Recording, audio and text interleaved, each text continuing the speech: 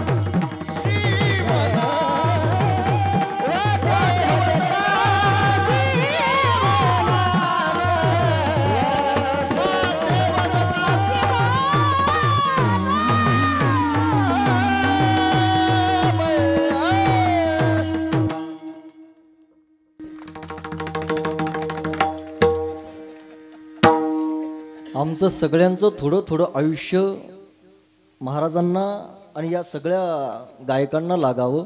इतका गोड आवाज आणि इतका उंच आवाज लावणं एवढी सोपी गोष्ट नाहीये. मी असं म्हणेल, आमच्या शिवाजी दादांच्या इतकाच गोड आवाज, माऊली दादांच्या इतका गोड आवाज, तुळशीराम दादांच्या इतका उंच किंवा गोड आवाज कीर्तन सुटल्यानंतर मंडपाच्या बाहेर जाऊन जर एखाद्याने लावण्याचा प्रयत्न केला, इतका उंच आवाज जर कीर्तन सुटल्यानंतर मंडपाच्या बाहेर जाऊन एखाद्याने लावण्याचा जर प्रयत्न केला तर आत्मा बाहेर पडेल, आवाज नाही येणार. त्याच्याकरता भगवंताची फार मोठी विशेष कृपा असावी लागते. खरं तर वारकरी संप्रदायातले खरे रत्न आज पवनदादांमुळे आपल्या गावामध्ये नेहमी येत असतात. एकदा पवनदादांसाठी जोरदार टाळ्या झाल्याच पाहिजे. अभंगाच्या पहिल्या चरणामध्ये शांतीब्रह्म एकनाथ महाराज भगवान शिवजीचा आपल्याला परिचय करून देतात. भगवंताच्या स्वभावाचा परिचय आपल्याला देतायत. तो भगवान परमात्मा भोळा आहे. अंतःकरणापासून जर त्याची आपण साधना करत असाल तर तो आपल्याला प्रत्यक्ष दर्शन देतो. देवाचा आज अभंगामध्ये परिचय आहे. मी असं म्हणेल, ज्या ज्या वेळेला आपल्याला परमार्थिक साधना करायची वेळ येईल त्या त्या वेळेला माणसानं देवाचा परिचय करून घ्यावा, साधूंचा परिचय करून घ्यावा. बऱ्याचदा असं होतं, एखादी संत आपल्या जवळ असतात परंतु त्या संतांचा माणसाला परिचय नसतो. बऱ्याचदा देव आपल्या जवळ असतात परंतु देवाचा सुद्धा माणसाला परिचय नसतो. काही अभंगामध्ये संत महात्मे आपल्याला देवाचा परिचय करून देत आहेत. काही अभंगामध्ये संत महात्मे आपल्याला साधूचा परिचय करून देत आहेत. काही अभंगामध्ये संत महात्मे सर्वसामान्य जीवाचा आपल्याला परिचय करून देत आहेत. मी असं म्हणेल, व्यक्ती जवळ असण्यापेक्षाही व्यक्तीचा माणसाला परिचय असणं फार महत्वाचं आहे ना. साधू जवळ असण्यापेक्षा साधूचाही माणसाला परिचय असणं फार महत्वाचं आहे ना. साधू जवळ असून जर साधूचा माणसाला परिचय नसेल, दादा, एकतर साधू मिळणं हीच गोष्ट कलियुगात फार कठीण आहे. जीवनामध्ये सगळ्या गोष्टी मिळतील परंतु साधू मिळणं ही गोष्ट फार कठीण आहे. तात मिले पूर्णिमात मिले, सुनी ब्रात मिले, जुबती सुखदा, राज मिले गजवाज मिले, सब साज मिले मनुवंचित पाई. लोक मिले विधि लोक मिले, परलोक मिले वैकुंठ में जाई. सुंदर और सब कुछ मिले, परि संत समागमो दुर्लभ भाई.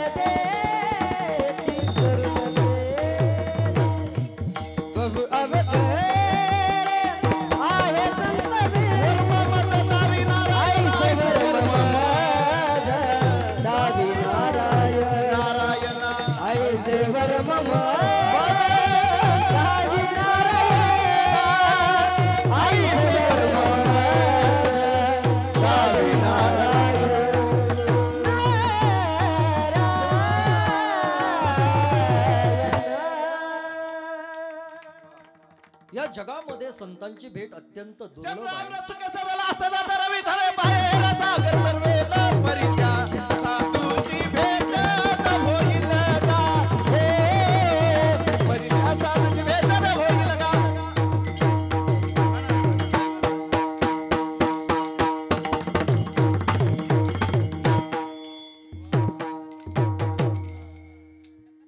एकदा टाळ्या.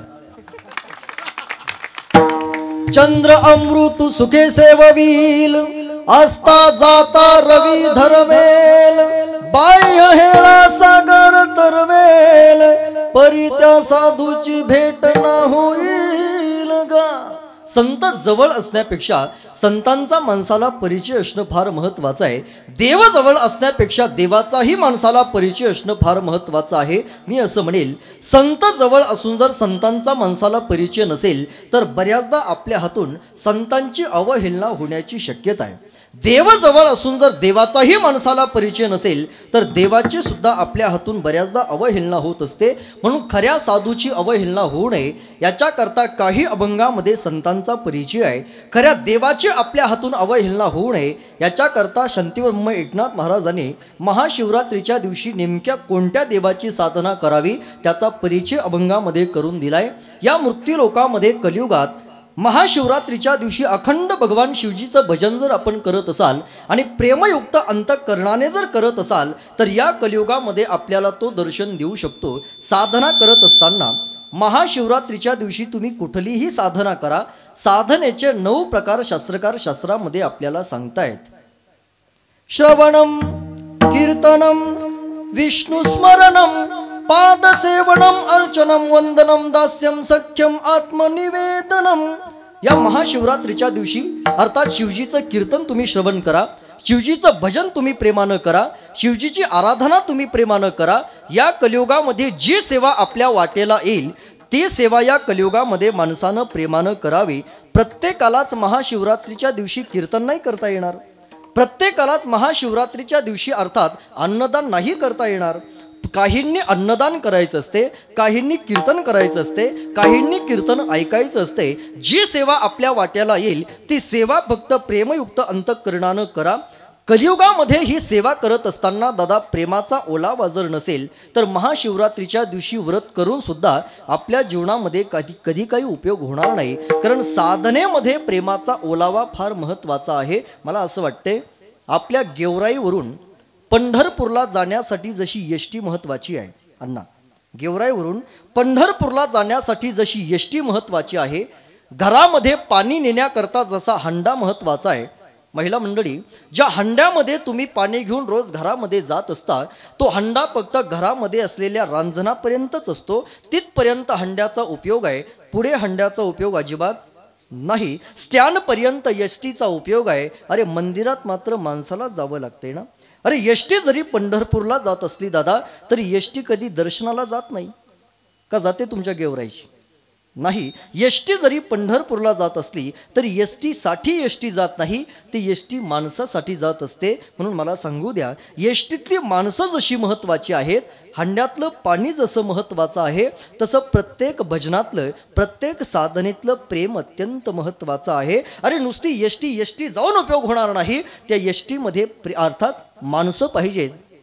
तसं नुसतं भजन करून उपयोग होत नाही दादा, त्याच्यामध्ये प्रेम पाहिजे. माऊली तर त्याही पुढे जाऊन असं म्हणतायत, भक्तिरूपी साधना करत असताना, अखंड त्या देवाची आराधना करत असताना अंतःकरणामध्ये प्रेमाचा जर ओलावा नसेल तर दादा आपल्या या शिवरात्रीच्या दिवशी व्रत केल्यानंतर आपल्या साधनेला काय फल प्राप्त होईल? माऊली सांगतायत, तुमच्या साधनेमध्ये जर प्रेमाचा ओलावा नसेल तर तुमच्या साधनेला ती किंमत आहे. माऊली फार गोड दृष्टांत देत आहेत. मोर अंगी असोसे पिसे अससी डोळुसे, परी एकली दृष्टी नसे तैसे ते ग. मोर अंगी असोसे पिसे अससी डोळसे, परी एकली दृष्टी नसे तैसे ते ग. माऊली वर्णन करतायत. माऊली म्हणतायत, मोराच्या पाठीमागच्या पिसावर एक एक डोळा असतो, आपण त्याला डोळा म्हणतोही. हा मोराच्या पिसावरचा तुम्ही बोलत जा ना, तुम्ही पाठी समोरचे थोडंसं, तुम्ही नुसतं टुळू टुळू माझ्याकडे पाहता, मी येडा दिसतो तुम्हाला? तसं कपडे चांगले घातलेत मी आज. मी विचारलेल्या प्रश्नाचे उत्तर देत जावं, नाही तर तुम्ही लाजाल. तुम्ही म्हणाल आमच्या घरवाले आल्या तर नाही कसं बोलावं, कारण त्यांच्या देखत आपली बोलायची टापच नाही ना राव.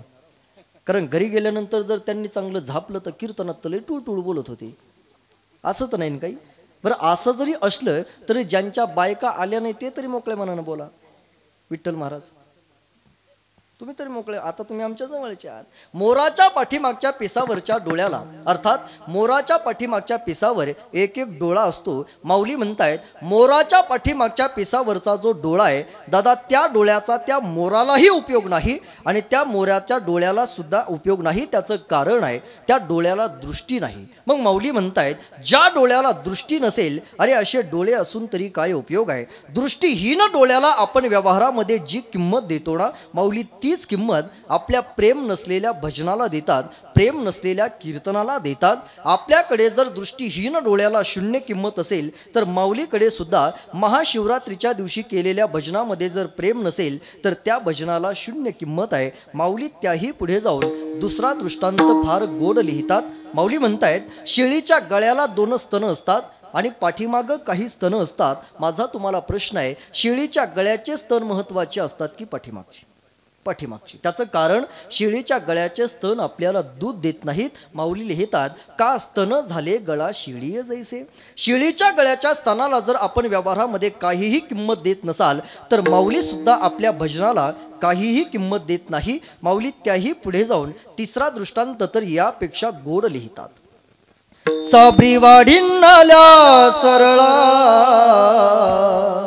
साबरी वाढीनाल्या सरळा, वरी फळना अंतु पोकळा, वडी फळना अंतु पोकळा, कास्तन झाले गळा, कास्तन झाले गळा, शेळी जैसे, शेळी जैसे, साबरी वाढीनाल्या सरळा, साबरी वाढीनाल्या सरळा. माऊली म्हणतायत उदाहरणार्थ एखादं झाड खूप उंच वाढत असते, परंतु ते उंच वाढलेलं झाड आपल्याला दादा कधीही सावली देत नाही. अशोकाचं झाड जे खूप उंच वाढतंय, मला असं वाटतंय ते अशोकाचं झाड आपल्याला फळही देत नाही आणि अशोकाचं झाड आपल्याला फुलंही देत नाही. मग माऊली म्हणतायत जे झाड तुम्हाला फळं देऊ शकत नसेल, जे झाड तुम्हाला फुलं देऊ शकत नसेल आणि जे झाड तुम्हाला सावली देऊ शकत नसेल, अरे असे झाडं असून तरी काय उपयोग आहे. अशोकाचं झाड फळंही देत नाही, फुलंही देत नाही आणि सावलीही देत नाही, म्हणून तर ते झाड कसं असतंय, उंच नाही, कसं सरळ नाही, ताट. म्हणून मी नेहमी सांगत असतो माणसाने ताड झाडाच्या कधीही नादी लागायचं. तुम्ही ताड झाडांना धरून कितीही लवण्याचा प्रयत्न करा, ताट झाडं लवकर लवत नसतात. तुम्ही ताड झाडांना धरून कितीही लवण्याचा प्रयत्न करा, ताट झाडं फक्त 5 वर्षातून एकदाच लवत असतात. भारत माझा देश आहे, सर्व भारतीय माझे निवडणुकीपुरतेच बांधव आहेत. अरे ताड झाडं आपल्याला फळही देत नाही, फुलंही देत नाही आणि सावलीही देत नाही. मग विश्वमाऊली ज्ञानोबराय सांगतायत जे झाड तुम्हाला फळ, फूल आणि सावली देत नाही, अशा झाडाला जर तुम्ही शोची किंमत देत असाल तर शिवरात्रीच्या दिवशी जर तुम्ही तशी साधना करत असाल, प्रेमयुक्त अंतःकरणाने जर तुमची साधना नसेल तर तुमच्या साधनेला फक्त शोची किंमत मिळेल. म्हणून या कलियुगामध्ये प्रत्यक्ष भगवंताची प्राप्ती व्हावी असं वाटत असेल तर भक्तिरूपी साधनेमध्ये दादा प्रेमाचा ओलावा असणं फार महत्त्वाचं आहे. महाशिवरात्रीच्या दिवशी अर्थात आपल्याला शिवजीचं वेड लागलं पाहिजे, एवढं चांगलं भजन